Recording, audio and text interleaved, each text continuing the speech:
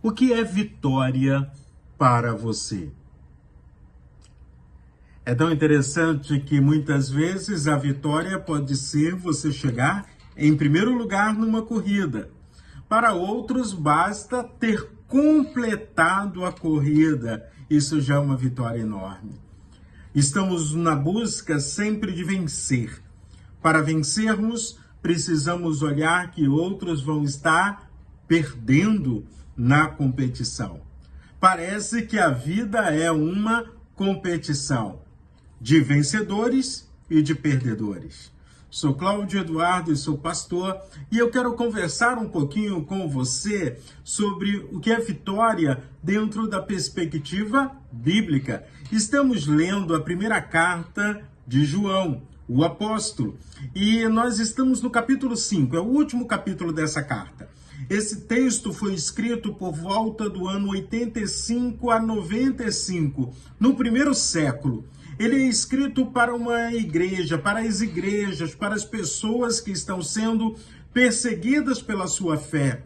Ao mesmo tempo, começa a ser atingida, pessoas começam a levantar falsas doutrinas e começam a tentar prejudicar a caminhada da igreja. Mas isso é impossível, porque nós somos de Jesus Cristo, o Senhor. E quando que eu digo que é impossível prejudicar a caminhada da igreja, é porque a igreja é maior do que pessoas. A igreja é o corpo de Cristo. A igreja é a junção de pessoas que pela fé seguem a Jesus e venceram e continuam vencendo barreiras. Se eu hoje posso falar do evangelho a você, é porque nesses 20 séculos de existência da igreja, mesmo com todas as dificuldades, martírios, perseguições, a igreja é vencedora. Tanto que no capítulo 5, no versículo de número 3, ele fala primeiro sobre a fé, sobre o amor, sobre o nosso relacionamento com Deus. E aí no capítulo 5, do verso 3 ao verso 5, diz assim: porque este é o amor de Deus, que guardemos os seus mandamentos.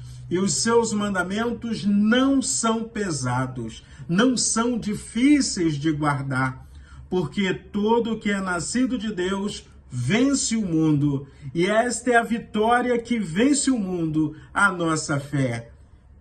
Quem é que vence o mundo, senão aquele que crê que Jesus é o Filho de Deus? Então, você quer ser um vencedor, você é um vencedor, creia que Jesus Cristo é o Filho de Deus, creia que Jesus Cristo é o Senhor, creia que Jesus Cristo é Salvador. Nós somos vitoriosos. Pode parecer que nesse momento a gente ainda não tenha recebido a medalha, o troféu, mas nós temos a vitória em Cristo Jesus. Ao mesmo tempo, ainda no capítulo 5, ele fala sobre o testemunho sobre Cristo. Nós precisamos olhar para Jesus como Senhor e como Salvador. Não podemos ter dúvidas, tanto que quando se fala sobre fé, o autor de Hebreus diz que a fé é o firme fundamento das coisas que não se veem, mas se esperam. E eu espero porque eu tenho confiança nas promessas de Jesus. Eu espero porque quem prometeu é fiel. E aí, falando sobre o testemunho, no capítulo 5, no verso 11, ele diz: e o testemunho é esse, que Deus nos deu a vida eterna, e esta vida está no seu Filho. Quem tem o Filho, tem a vida. Quem não tem o Filho de Deus, não tem a vida. Então, terás vida eterna se você crê que Jesus Cristo é Senhor e Salvador. Se você o obedece. Primeiro, ele precisa ser o Senhor da sua vida. Você precisa obedecer a Jesus. Jesus Cristo, Senhor. E os mandamentos de Jesus são leves, porque o mandamento de Jesus está resumido numa palavra: amor. Amor para com Deus, amor para com o próximo, amor para consigo mesmo. Continuando ainda no capítulo 5, fechando a carta, essa carta que fala do amor de Deus, que nos chama de filhinhos, que diz que nós somos vencedores, ele fala do poder da intercessão, o poder da oração, da nossa intimidade com o Pai. Você já orou por mim hoje? Você já conversou com Deus? Já abriu o seu coração diante do Senhor, contando a sua alegria, a sua gratidão, as suas dores, aquilo que está te machucando, aquilo que você não está compreendendo? Fala com Deus, interceda ao Senhor. E diz assim no verso 13 até o verso 15. Estas coisas escrevi a vocês que creem no nome do Filho de Deus, para que saibam que têm a vida eterna. E esta é a confiança que temos para com Ele, que se pedirmos alguma coisa segundo a sua vontade, Ele nos ouve. E se sabemos que Ele nos ouve quanto ao que lhe pedimos, estamos certos que obtemos o pedido que lhe temos feito. Peça ao Senhor, com fé, coloque a vontade de Deus como algo importantíssimo na sua vida e busque uma vida de intimidade com Deus. E aí então ele continua ainda, não só falando da oração, da intercessão, mas no verso 17, na primeira parte, ele deixa um aviso. Toda injustiça é pecado. Então, não seja injusto com as pessoas que estão à sua volta, não seja injusto com Deus, vivencie experiência de amor com o Senhor.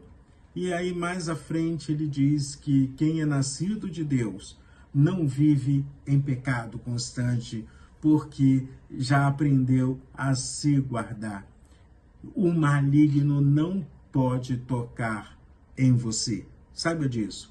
Sabemos que somos de Deus e que o mundo inteiro jaz no maligno, verso 19, mas o maligno não pode tocar em você, porque nós não pertencemos a esse mundo, nós somos de Deus. E o último versículo da carta de João é um alerta. Filhinhos, cuidado com os ídolos. Cuidado com a heresia que muitas vezes vem tentando prejudicar o seu relacionamento com Deus. Cuidado com os ídolos que criamos, pessoas, trabalho, cursos, o que quer que seja, tomando conta da prioridade da nossa vida. Que a sua prioridade seja Deus. Que o seu amor, primeiro, seja destinado a Deus. E assim, possamos amar e servir as pessoas, que é por isso e para isso que estamos aqui.